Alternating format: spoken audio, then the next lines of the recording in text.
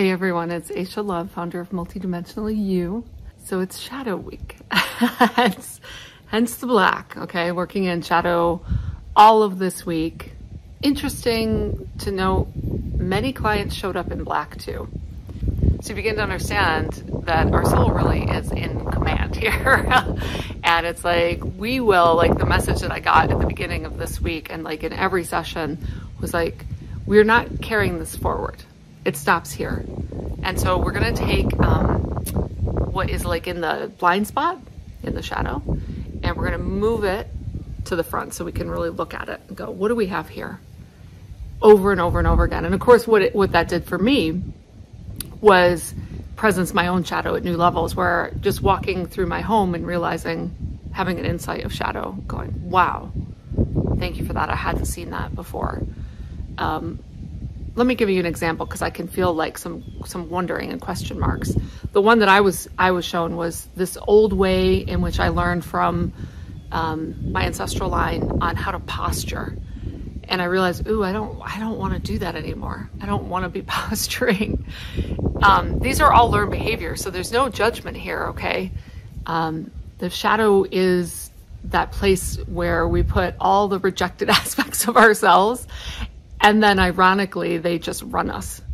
Or as one of my clients said, they hijack us.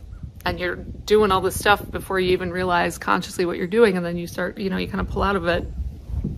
I know many of you can relate to this and go, what? Who was that? Right? That's not who I want to be. Now, having said that, what I'm being guided to really emphasize right now is that when the shadow is unaddressed, it is operating without our conscious awareness. We do not have a self-awareness about it. What we do have self-awareness around is how it makes us feel and how it makes other people feel. So this would be the kind of jagged edges of our personality. It can also be the over people-pleasing, not respecting our own boundaries, and then we end up feeling kind of queasy and sleazy. It's kind of overall, I think the energy is just ick, one way or the other, or whatever flavor of shadow we're talking about. So, these videos are being made to share and support all of us on this walk that we're doing here in human form, kind of cleaning up all the density and distortion using our amazing field of love that we are. But we gotta start here, and we gotta do it here, like polishing the diamond, right? And so, yeah, what's coming in to really emphasize is just the concept that we have unaddressed shadow, unintegrated shadow that is keeping us in an inauthentic state, in a state of projection, not reflection, that is frankly not really with our consent at this level. Like we would never agree and consent to, at the soul level we do, right? This is all designed, pre-birth planning, all that good stuff. But here it's more like, well, that's not who I want to be. Why am I acting like this? And before that, there's no thought whatsoever. There's just action. So I know, if you're listening to me, you're in the category where you're really actively working with your shadow because you want to be free from it. And this isn't about judging people who are still in the not even working on it phase, because that's a valid experience, right? I just know that I don't want to live there anymore, and I know you don't. So what do we do about it? Yeah, the cosmic highlighter. The first step is to really consider the fact that as much growth and transformation and healing as you've done, there's still more in your shadow. Yeah, and as those words were spoken, I felt almost sudden like all this energy just expanded. Because now your attention isn't so much out there as it is in here. And now you're curious, going, well, I've done an awful lot of work. Now, what would that be? That's the exact question we want you asking. And by setting the intention, I would like to see more of my own shadow, you will see it. Let me be very clear. This is not about judging yourself, okay? You may be tempted to want to berate yourself or be hard on yourself. Please don't do that. That's just like a waste of your time. So if those thoughts come up, please just drop them. Don't go there. This is much more about being the curious, archaeologist on an excavational dig. Like, what treasures do we have that can help me be more self-liberated and in greater self-mastery, frankly, right? Self-mastery is self-liberation. And so we're not being kind of all puppeteered around by these unintegrated aspects. We're bringing them here and saying, wow, I was really motivated out of a desire to be loved, liked, seen, validated. Okay, I see that. Now, what if I were to do that for myself? Give myself hugs, give myself love. And while we're talking about this, what I'm being shown is, and this is what I've seen in my client work all this week, and then with myself as well, when you see it, it automatically loses so much of its power, and it just starts to dissolve and reincorporate. And all that energy that's being used to project out, right, comes home and can be repurposed for amazingly free and expansive creations. So if we want a different world, we have to work with the inner alchemy of transforming our bioenergetic, emotional, psycho-spiritual field so that as we go to create and manifest form, those creations don't carry the same distortion and density that they would have had we not done this cleaning work, this alchemy. This is high alchemy. Not to mention, wow, does your quality of life improve, right? But it's also, I know so many of you are driven, like I'm hearing from many of you about healing centers and new educational paradigms. So it's so important to remember, I'm being shown now, what do you put in place before you build the building, the foundation? This is the foundation. That's why everything that I've been guided to create recently, including my book, The Foundation is Love, has that as its core. If you can remember, I am love. All of this is not my authentic self. It's a character I've been playing. It's the set of challenges I set up for myself. What would it be like if I started to let go of all of those wounded and inauthentic ways of being by bringing them home by the power of your own love? It would be a vastly different reality, wouldn't it? Now we'll bring in the multidimensional component here, right? Because obviously we're talking here at Multidimensional You, it's the outlier data of direct metaphysical experience.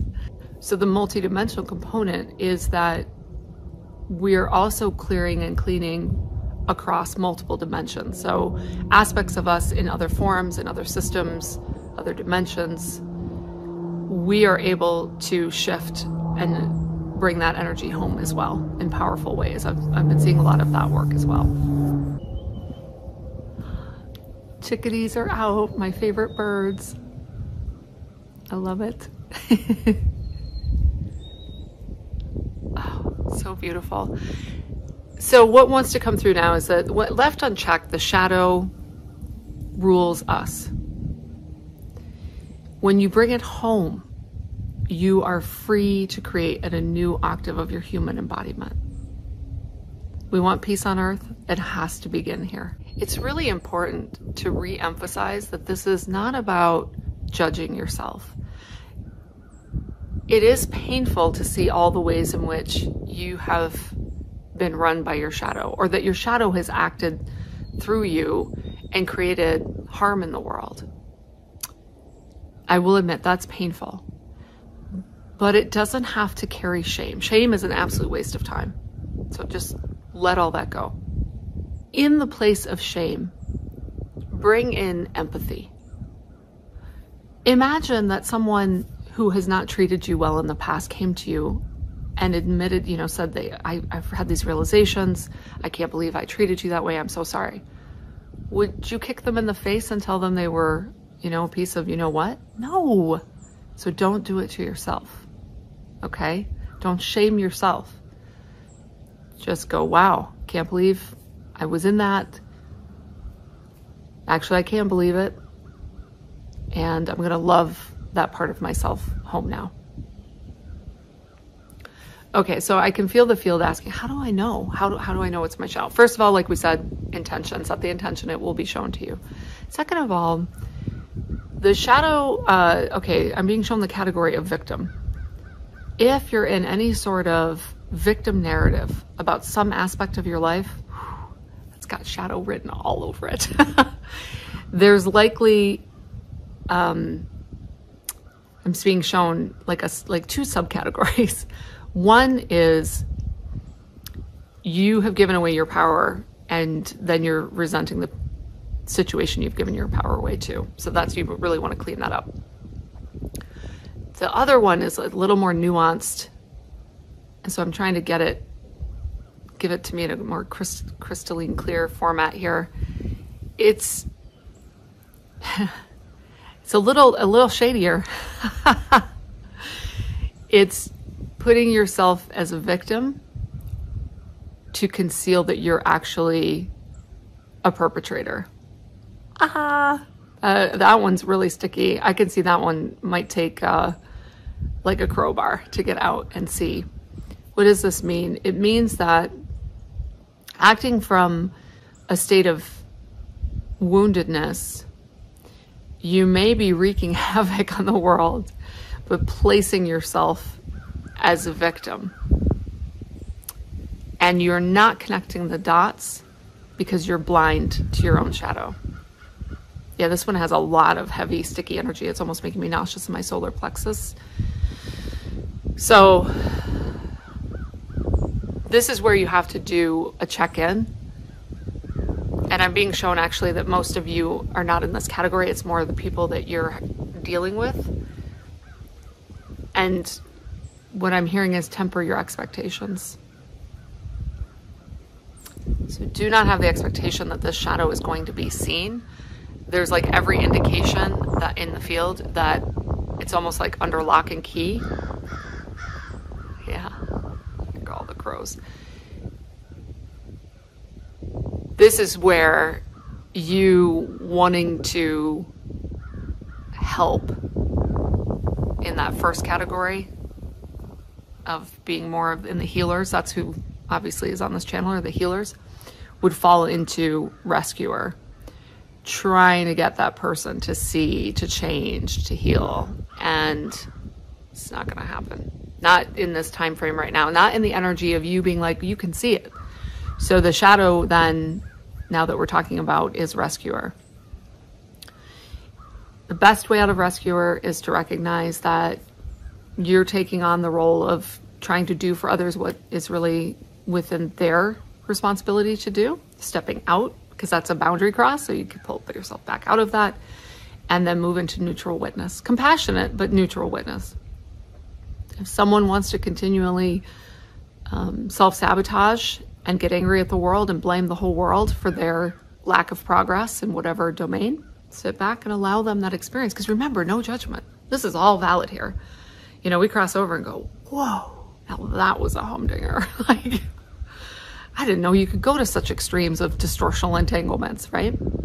And then what I'm being shown is the biggest one that everyone on the planet is working on to some degree or another is self-worth. It's almost like it's baked into the video game. The shadow of self-worth has this energy of like clamoring for external outside. Like, let me show you. It's what little kids are always doing. Look what I can do. You maybe have seen this. I hope someone has. I've never seen it. A young person saying, wow, look what I can do. Look what I can do. Look what I can do in their own domain. And what I'm being shown, that's really where we're all headed. Like, look what I can do. Look what you can do too, right? And then there's no competition or comparison. It's like, look what you can do. Look what I can do. Look what we can do. Isn't it amazing? It's a collaborative spirit. There's an excitement and a joy there. Now, I'm being asked to apply that to the shadow as well. Wow, look at what we can do. out of a wounded state. Look at what we can do. Wow, we can sure wreak havoc. Wow. Just notice the difference versus, wow, I can't believe, like feel the judgmental energy. Freeing ourselves from that is the name of the game right now. That's why I felt compelled to share this information with you all, is this ongoing conversation and exploration of like, what's driving me really? Why do I feel so triggered? Why do I feel so annoyed? Why do I feel so frustrated? Could it be my shadow has got a hold of me and is running all of this? Probably. Because here's the truth. Once we've cleared and cleaned our own shadow, other people's shadow doesn't trigger because it doesn't resonate. It doesn't vibrate with anything in us. So do you see how it's absolute total freedom? Work in progress for all of us, isn't it? And then I'm being given this analogy of bowling. So sometimes you're going to hit a strike and it's like all the pins are going to go down. It's going to feel so great. You're going to be like, woohoo. And other times it's going to be gutter balls, right? You're just be like, whoa, like my neural net just went right down in those old, fired off the same thoughts, the same feelings. Don't get down on yourself because that's a choice. You pull yourself up out of the gutter, right? The pins just got reset. The ball is coming back up. You're picking it up. You can bowl as long as we want, right? There's no rule on that. So you're always going to have another crack at this and you'll always be given more opportunities. That's definitely the times we're in. So this isn't just shadow week. It's like shadow era. And when you think about what a healing renaissance means, we're bringing everything that's been relegated to the shadow into the light for transmutation. Okay, let's just finish with a little, there we go. Little shift for you. Yeah, and lots of love. Be sure and do this for yourself. Maybe set a timer. Maybe it's like, oh yeah, you watch my video and you're like, oh yeah. And then your whole day goes by and you forget. Set a timer every hour. Time for some self-love. And you don't have to go do anything. I mean, you can if you want to, but it's more like, I love you. I really love you. You're talking to yourself, right? And as this builds, and this capacity to love oneself builds, it just naturally overflows. It's just the way it works. It's just physics, people. All right. I love you all. Have a wonderful rest of your day.